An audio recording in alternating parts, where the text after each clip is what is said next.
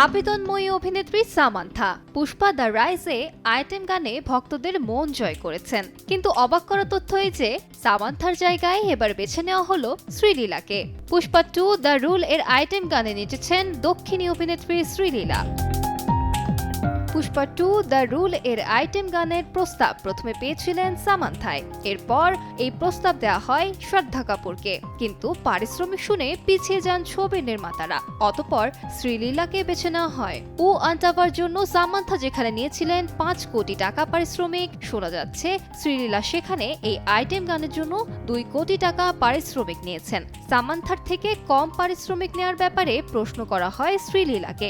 তিনি বলেন, প্রযোজকদের সঙ্গে পারিশ্রমিক নিয়ে নাকি তার কোনো আলোচনাই হয়নি, তাই পারিশ্রমিক নিয়ে তিনি মন্তব্য করতে চান না।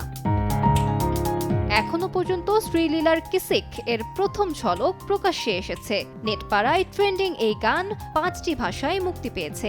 আগামী 5 ডিসেম্বর প্রেক্ষাগৃহে মুক্তি পাচ্ছে পুষ্পা 2 দ্য রুল ছবিটি। অর্ধেক পাউডারে দ্বিগুণ উজ্জ্বলতা, নতুন রিন অ্যাডভান্সড অর্ধেক পাউডারে দ্বিগুণ উজ্জ্বলতা। আলিশা ইসলাম, সময় সংবাদ।